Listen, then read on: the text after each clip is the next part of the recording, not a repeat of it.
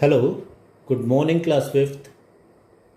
Good morning and welcome to your English class. This is your work English reader, special series for class 5th. Last session में हमने lesson number 4 शुरू किया था, which was kabaddi, right? और page number 21 मैंने complete करा दिया था और पेज नंबर 22 आज हम देखेंगे, राइट? तो चलिए, पेज नंबर 20 एंड 21 में मैंने आपको बताया था कि एक स्कूल है, वहाँ पे कुछ बच्चे हैं, नागपंचमी का त्यौहार, और वहाँ पर रेसलिंग का कंपटीशन हुआ करता था। रेसलिंग के कंपटीशन के बाद बच्चों ने डिसाइड किया कि वो पास में एक डैम है, वहाँ चलें घूमने फिरने, और वो अपने स्पोर्ट्स टीचर, जिनका नाम था मिस्टर सोलंकी, तो मिस्टर सोलंकी के साथ बच्चे उस डैम में चले गए। वहाँ पर समतल ज़मीन थी, प्लेन ग्राउंड था, तो they set there and they started talking. तो यहाँ पर आपने देखा था कि बच्चे बातें कर रहे हैं, और उनमें से एक बच्चे ने कहा कि क्यों ना हम कुछ गेम खेलें, क्योंकि यहाँ की ज़मीन बहुत अच्छी है, ये अनिल ने कहा था। इसके बाद बातें हुई कि कौन सा गेम है जो खेल सकते हैं हम। तो जाहिर सी बात है कि बच्चे वहाँ कोई दूसरे इक्विपमेंट्स लेकर तो गए नहीं थे, तो वहाँ पर कोई ऐसा ही गेम खेला जा सकता था जिसके लिए किसी खास साधन की ज़रूरत ना हो, किसी खास इक्विपमेंट की ज़रूरत ना हो।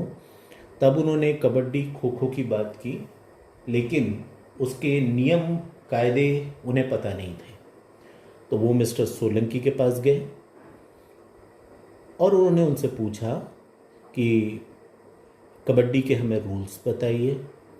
मिस्टर सोलंकी ने उन्हें समझाया कि कबड्डी के लिए एक ग्राउंड की ज़रूरत होती है जिसका साइज़ 12.5 मीटर्स बाई 10 मीटर्स होता है, और ये जो पूरा ग्राउंड होता है कि 12.5 मीटर्स बाई 10 मीटर्स, इसको बीच में से पार्टीशन कर दिया। पार्टीशन का मतलब होता है डिवीज़न, 2 भागों में बांट दिया जाता है इसको, और टोटल 12 प्लेयर्स होते हैं हर साइड में, 12 players this side and 12 players this side. उसमें से 7 जो प्लेयर्स होते हैं वो एक बार में खेलते हैं, और 5 प्लेयर्स जो होते हैं वो रिज़र्व होते हैं, जो बाहर वेट करते हैं। और जब कोई प्लेयर जो ग्राउंड के अंदर खेल रहा होता है, 7 में से जब कोई आउट होता है, तब उसकी जगह लेने के लिए बाहर से रिज़र्व प्लेयर्स में से एक अंदर भेजा जाता है। यहाँ तक मैंने आपको बताया था। लास्ट का जो सेंटेंस था कि no you can't, sir can we all play kabaddi at a time? No you can't, it needs only 12 players in a side, out of them 7 players play and 5 sit as reserved ones. तो mister Solanki ने उन्हें समझाया कि नहीं, ऐसा नहीं होता है कि जितनी मर्जी प्लेयर्स खेल लें इस कबड्डी को। एक बार में 12 प्लेयर्स एक साइड में खेलते हैं, उसमें से भी केवल 7 प्लेयर्स होते हैं जो एक्टिवली खेल रहे होते हैं जब गेम चलता है, और 5 प्लेयर्स होते हैं जो रिजर्व के रूप में ग्राउंड से बाहर अपनी बारी का इंतज़ार करते हैं। यहाँ तक मैंने आपको बताया था। Let us start the page number 22 today, right? Are you ready? Okay, fine.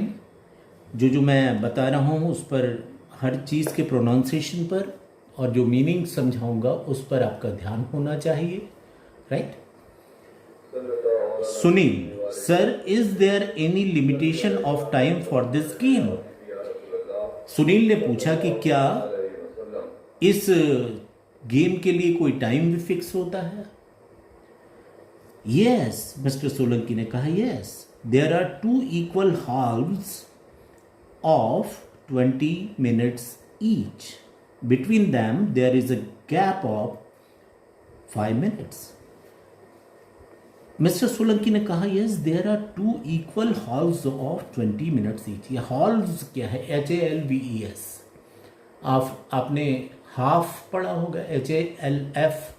Half का मतलब क्या होता है? हाफ का मतलब होता है आधा. किसी एक चीज को आप 2 इक्वल भागों में बांट दें तो 2 हाफ मिलते हैं आपको. एम आई राइट? यस. और जब एक से ज्यादा हाफ होते हैं तो हाफ का प्लूरल होता है हाल्व्स. HALVES. तो उन्होंने कहा yes there are 2 equal halves of 20 minutes each. यानी कि गेम में 20-20 मिनट के यानी 20 मिनट के बाद इंटरवल होता है और यानी एक्टिवली जो गेम होता है वो 20 मिनट्स प्लस 20 मिनट्स का होता है और इसके बीच में between them there is a gap of 5 minutes. मतलब एक इंटरवल हुआ 20 मिनट के बाद, फिर 5 मिनट गेम रुकता है, प्लेयर्स आपस में बातें करते हैं, पानी वगैरह पीते हैं और अपनी आगे की स्ट्रेटजी फॉर्म करते हैं कि आगे गेम कैसे खेलना है वगैरह वगैरह. उनके कैप्टन उनको समझाते हैं और फिर ये 20 मिनट का गेम दूसरा स्टार्ट होता है आफ्टर द इंटरवल.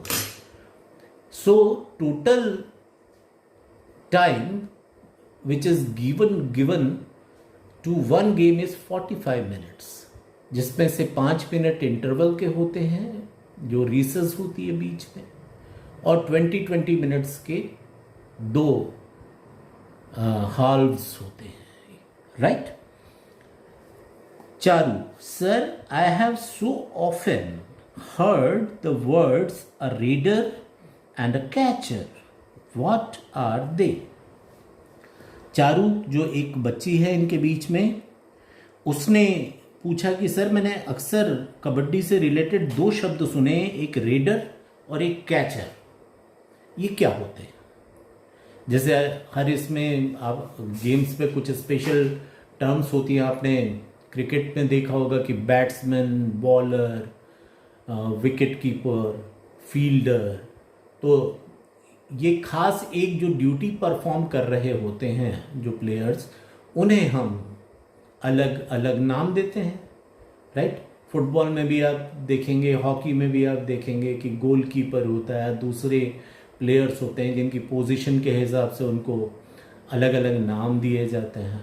तो कबड्डी में भी 2 टर्म्स आपको याद रखने चाहिए. एक होता है रेडर और एक होता है कैचर. तो चारू ने ये पूछा कि सर ये क्या होते हैं, इनका काम क्या होता है? ये मैंने नाम सुने हैं, इनके बारे में मुझे पता नहीं क्या होते हैं, ये क्या करते हैं. तो मिस्टर सोलंकी ने कहा कि a raider is one who goes to the other parlour cooing kabaddi kabaddi kabaddi and stayed there till his single breath lasts. तो रीडर क्या होता है? मिस्टर सोलंकी ने बताया कि दरअसल होता यह है कि जो कबड्डी का गेम होता है उसमें आपको बताया कि 2 ग्राउंड के 2 हिस्से होते हैं. एक टीम एक तरफ, दूसरी टीम दूसरी तरफ. तो ए और बी टीम है. तो ए टीम का एक प्लेयर लगातार कबड्डी कबड्डी कबड्डी कबड्डी बोलता हुआ दूसरी टीम के पाले में जाता है. राइट? दूसरी टीम के पार्लर में जाता है. हिंदी में उसको पाला कहते हैं. तो दूसरी टीम के पार्लर में जाता है ये. अब होता यह कि जब लगातार कबड्डी कबड्डी कबड्डी बोल रहा होता है वो, तो उसे सब कुछ एक सांस में बोलना होता है. राइट? और वो उस दूसरी टीम के पाले में तब तक रह सकता है जब तक उसकी एक सांस में एक सांस बाकी है ना. उस सांस के दूसरी सांस लेने से पहले उसे अपने पार्लर में वापस आ जाना चाहिए, नहीं तो उसको आउट माना जाएगा. और इस बीच उसका क्या काम रहेगा? जब दूसरी टीम के पाले में वो पहुंचता है, दूसरी टीम के पार्लर में वो पहुंचता है, तो उसकी कोशिश होती है कि वो उस टीम के ज़्यादा से ज़्यादा प्लेयर्स को छू सके. अगर वो उनको छू लेता है और सकुशल वापस आ जाता है अपनी एक सांस टूटने से पहले, तो जितने प्लेयर्स को उसने दूसरी टीम के छुआ है वो सब आउट माने जाते हैं और उन्हें ग्राउंड से बाहर जाना पड़ता है. राइट? तो यहां पर उन्होंने बताया a raider is one who goes to the other parlour cooing kabaddi kabaddi kabaddi. Cooing का मतलब होता है लगातार किसी चीज को बोलना, जैसे कोई पक्षी लगातार एक आवाज निकालता रहता है इसलिए उसको कूइंग कहते हैं। तो ठीक वैसे ही कबड्डी कबड्डी कबड्डी बोलता हुआ ये दूसरी टीम के पाले में जाता है एंड स्टेज देयर, और वहां रुका रहता है तब तक till his single breath last, जब तक उसकी एक सांस उसकी अब खत्म नहीं होने लगती। जब दूसरी सांस लेने की जरूरत महसूस होने लगेगी तो वो या तो वापस आ जाएगा या आउट हो जाएगा। During this stage he tries to get the opponents out by touching them, और अपने वहां पर रुकने के दौरान उसकी कोशिश रहती है कि वो अपोनेंट्स के या विरोधी टीम के प्लेयर्स को आउट कर सके। कैसे आउट करेगा? बाय टचिंग देम, उनको छू कर। राइट, जो प्लेयर कबड्डी कबड्डी कबड्डी बोलता हुआ दूसरी टीम के पाले में पहुंचा है वो कोशिश करता है कि उसके ज्यादा से ज्यादा एक या ज्यादा प्लेयर्स को वो छू सके और सकुशल वापस आ सके अपने टीम के पाले में। राइट, और दूसरी टीम की कोशिश क्या रहती है? The opponent who tries to catch the raider is known as the catcher. और दूसरी टीम की कोशिश होती है कि वो जो रेडर है, जो रेड मारने आया है वहां पर दूसरी टीम के पाले में, धावा बोलने आया है, राइट, उसको पकड़ लेना, उसको अपने पाले में, अपने पार्लर में वापस न जाने देना। ये कोशिश होती है अपोनेंट्स की। उनकी कोशिश होती है कि उसको तब तक रोक लें कि उसकी सांस दूसरी सांस लेने पे वो मजबूर ना हो जाए। तो ये सारा क्योंकि खेल एक सांस में करना होता है, तो अगर उसकी सांस टूट गई, दूसरी सांस लेने की जरूरत पड़ गई, राइट, तो वो प्लेयर आउट हो जाएगा। तो रेडर एक टीम से दूसरी टीम के पार्लर में जाता है और उनको आउट करने की कोशिश करता है, और जो प्लेयर्स उसको कैच करके, उसको पकड़ कर, राइट, अपने पाले में वापस जाने से रोकते हैं, वो कैचर्स कहलाते हैं। तो ये बारी बारी से बदलते रहते हैं ये प्लेयर्स। एक बार ए टीम का प्लेयर रेडर बन के जाएगा, दूसरी बार बी टीम का प्लेयर रेडर बन के आएगा। इस तरह से ये सब चलता रहता है, राइट। तो ये आपको दो टर्म्स मिले कि रेडर क्या होता है और कैचर क्या होता है, right. Sir, what about the results? What about the result कि सर इसका परिणाम कैसे पता चलता है? The team which scores the maximum points in the allotted time wins the match. Extra time is given if the scores are tied. तो होता यह है कि दोनों टीमें अपने अपने रेडर्स भेजती हैं, वो दूसरे को आउट करते हैं, उसके पॉइंट्स मिलते हैं।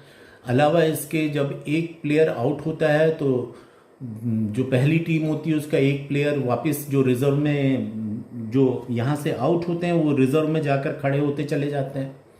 और जब दूसरा एक टीम का प्लेयर आउट होता है तो एक प्लेयर यहाँ से जिंदा होकर वापस आ जाता है। इस तरह से ये, आप लोगों ने भी कबड्डी अगर खेली होगी तो आपको पता होगा। तो इस तरह से ये गेम चलता रहता है और जो सबसे ज़्यादा स्कोर करती है टीम उसे विजेता घोषित किया जाता है। और अगर दोनों के पॉइंट्स इक्वल होते हैं, यानी कि गेम टाई हो जाता है जब, तो एक्स्ट्रा टाइम दिया जाता है ताकि फिर उस एक्स्ट्रा टाइम में कौन ज़्यादा स्कोर करता है ये देखा जा सके। Sunil, it is an outdoor game which is played only with physical strength without any equipment. What are its benefits? Sunil ने कहा कि ये एक आउटडोर गेम्स है। आप जानते हैं कि गेम्स दो तरह के होते हैं, एक होते हैं इंडोर और एक होते हैं आउटडोर्स। इंडोर गेम्स जो होते हैं इसके लिए ग्राउंड की ज़रूरत नहीं होती, ये कमरे में बैठकर खेले जा सकते हैं। कमरे में बैठकर जैसे आप कैरम खेलते हैं, जैसे आप चेस खेलते हैं, जैसे आप लूडो खेलते हैं, तो ये सारे के सारे जो गेम्स हैं ये इंडोर गेम्स कहलाते हैं, राइट। इन्हें कमरे के अंदर बैठकर खेला जा सकता है। आउटडोर गेम्स वो होते हैं जिनके लिए आपको ग्राउंड की ज़रूरत होती है, खुले में खेले जाते हैं ये। तो उसने कहा कि it is an outdoor game which is played only with physical strength, जो केवल शारीरिक क्षमताओं से खेला जाता है। इसके लिए कोई स्पेशल इक्विपमेंट की ज़रूरत नहीं होती। आपको मैंने बताया था कि बाकी कोई और दूसरे गेम्स होते हैं जो उसमें अक्सर आपको किसी न किसी चीज़ की ज़रूरत पड़ती है। अगर आपको क्रिकेट खेलना है तो आपको बैट बॉल स्टम्प्स वगैरह की ज़रूरत पड़ेगी, पैड्स की ज़रूरत पड़ेगी, ग्लव्स की ज़रूरत पड़ेगी, राइट। अगर कोई तेज़ बॉलर है तो उसका सामना करने के लिए आपको हेलमेट्स की ज़रूरत पड़ेगी। तो या वॉलीबॉल खेल रहे हैं तो बॉल और नेट की ज़रूरत पड़ेगी। तो सब चीज़ों के लिए, सारे गेम्स के लिए जो दूसरे हैं उनके लिए कुछ ना कुछ स्पेशल इक्विपमेंट्स की ज़रूरत पड़ती है। लेकिन जो हमारे देशी खेल हैं, जो ग्रामीण अंचलों में खेले जाते हैं, वहाँ पर तो बस प्लेयर्स और ग्राउंड मिल जाए तो गेम हो जाता है। तो ये कबड्डी भी एक वैसे ही गेम है, आउटडोर गेम है, जो शारीरिक क्षमताएं और शारीरिक क्षमताओं से आपको जो अभी मैंने बताया, यहाँ से आप समझ सकते हैं कि एक सांस में कितनी ज़्यादा देर तक कोई दूसरे के पाले में रह सकता है, दूसरे के पार्लर में रह सकता है, कितनों को आउट कर सकता है, वापस आ सकता है। लोग पकड़ते हैं, रोकने की कोशिश करते हैं, कई दफ़ा वो अपनी ताकत से उन सबको खींचकर अपने पाले में ले आता है जो रेडर रहता है। तो उस वक्त जिस ने उसे छुआ है या उसने जिसको छुआ है वो सारे प्लेयर्स आउट हो जाते हैं। तो इसके लिए बड़ी शारीरिक क्षमता की ज़रूरत पड़ती है। एक सांस में इतना कुछ करना, ये बड़ी, तो जाहिर सी बात है कि इसके लिए बड़ी फिजिकल स्ट्रेंथ की ज़रूरत होगी। तो यहाँ पर इसने पूछा कि what are the benefits. Benefit का मतलब होता है फ़ायदे, कि इस गेम के फ़ायदे क्या हैं सर। तो मिस्टर सोलंकी बता रहे हैं कि इस गेम के फ़ायदे क्या हैं। Since it is played without any equipment, it needs both physical and mental strength. इन्होंने कहा कि क्योंकि ये किसी भी इक्विपमेंट के बगैर ये खेल खेला जाता है, तो इसके लिए आपकी शारीरिक और मानसिक, physical and mental strength, right, उसकी ज़रूरत पड़ती है। Moreover it enables a player to hold his breath for a long time. और ये जो खिलाड़ी होते हैं उनका स्टैमिना बढ़ाता है, उनकी सांसों को मजबूत करता है कि वो बहुत देर तक एक सांस में इतनी ऑक्सीजन ले पाते हैं कि उनकी बॉडी काम करती रहती है, right. In this way it is similar to our time honoured tradition of yoga. और इस तरह से ये एक तरह से जैसे हमारे पुराना एक हमारा साइंस है योगा, जिसको बोलते हैं योगिक साइंस। तो योगा में भी सांसों पे कंट्रोल करना सिखाया जाता है, बताया जाता है कि किस तरह से प्राणायाम वगैरह जो होते हैं ये पूरे सांस पर आधारित होते हैं, राइट। प्राणवायु कहते हैं ऑक्सीजन को, तो प्राणायाम उसी को साधने का काम होता है। तो ये योगा से इंस्पायर्ड है, कह लीजिए कि ये बहुत देर तक आपको अपनी सांसों पर कंट्रोल करना सिखाता है ये game. Charu, it is played for a short period of time, it needs strength and quick reflexes of hand as well as eyes, thus one has to be very alert and attentive while playing it. Charu ने कहा कि क्योंकि ये बहुत कम period के लिए खेला जाता है, जैसे मैंने आपको बताया कि टोटल 45 मिनट्स में एक गेम हो जाता है। फॉर 20 मिनट्स के बाद आपको एक ब्रेक मिलता है 5 मिनट का, फिर 20 मिनट का गेम होता है। तो एक बहुत छोटा सा, वहीं पर आप क्रिकेट देखेंगे तो सारा दिन चलता रहता है, या 2020 का हो रहा है तो 40 ओवर्स तक खेला जाता है, कई घंटों चलते हैं वो गेम। लेकिन ये कुछ मिनटों में, एक घंटे के अंदर 45 मिनट्स में गेम खत्म हो जाता है। As it is played for a short period of time, it needs strength and quick reflexes. Reflexes क्या होते हैं ये देखिए, यहाँ पे मतलब दिया हुआ है कि natural reaction of the body to stimulus, कि अचानक आपकी आंखों के सामने कोई कागज़ का बॉल फेंके तो आपकी आंखें पलक एकदम से तुरंत झपक जाएंगी, राइट। अगर कोई नुकीली चीज़ आपको चुभे तो आप फौरन अपना हाथ हटा लेंगे। तो ये रिफ्लेक्सेस हैं जिसके लिए आपको सोचना नहीं पड़ता, आपकी बॉडी रिस्पॉन्ड करती है, आपकी बॉडी प्रतिक्रिया करती है किसी भी स्टिमुलस के लिए, कि कोई भी जो आवेग होता है, जो आपकी शरीर को महसूस होता है, उसके लिए अपने आप को डिफेंड करने के लिए बॉडी की कुछ प्रतिक्रिया देती है, वो रिफ्लेक्सेस कहलाते हैं। तो ये होना बहुत ज़रूरी है, इससे इंसान अलर्ट होता है, रिफ्लेक्सेस स्ट्रांग होते हैं उसके। तो ये सारी की सारी कबड्डी इस एबिलिटी को बढ़ाने में बड़ा सहायक है। तो यहाँ पर हाथों के और आंखों के रिफ्लेक्सेस की बहुत ज़रूरत पड़ती है, क्योंकि उसे अपनी आंखों से पूरी टीम के हर प्लेयर, जो 7 प्लेयर्स होते हैं सामने वाली टीम में, हर प्लेयर की एक्टिविटी पर नज़र रखनी पड़ती है कि किस तरह से वो उसे पकड़ने आएंगे, तो उसे कैसे बचना है, उन्हें आउट कैसे करना है। तो ये आंखों से वो पूरे टीम की स्थिति का जायज़ा लेता रहता है जो रेडर होता है, और साथ ही साथ उसके हाथ और पांव बड़े सधे हुए होते हैं कि वो हाथों से उनको छूने की कोशिश करता है या पाँव से छूने की कोशिश करता है। तो इसके लिए उसे बड़ा अलर्ट रहना पड़ता है, बड़ा सावधान रहना पड़ता है। तो ये गेम इन चीज़ों के लिए आपको ट्रेंड करता है। This one has to be very alert and attentive while playing it. इसीलिए अच्छा प्लेयर वही हो सकता है कबड्डी में जो बहुत अलर्ट और अटेंटिव रहता है। जिसमें सतर्कता नहीं है वो कबड्डी खेल ही नहीं सकता। इस गेम के लिए आपको बहुत सतर्क रहने की ज़रूरत होती है, राइट। तो शुरुआत जब करते हैं तो शायद किसी में भी उतनी ज़्यादा फुर्ती और उतनी ज़्यादा कह लीजिए कि उसके प्रतिक्रिया उतनी अच्छी नहीं होती, लेकिन जब धीरे धीरे आप इस गेम को खेलने लगते हैं, इसे सीखने लगते हैं, तो आपकी बॉडी में ये सारी चीज़ें अपने आप आती चली जाती हैं, राइट। तो ये उनको डेवलप करता है, आपके रिफ्लेक्सेस को, आपकी अटेंटिवनेस को। तो मिस्टर सोलंकी ने कहा very true, kabaddi not only keeps our body and soul in proper coordination but also helps in making good and civilised citizens. Sportsmen are always considered well-behaved citizens.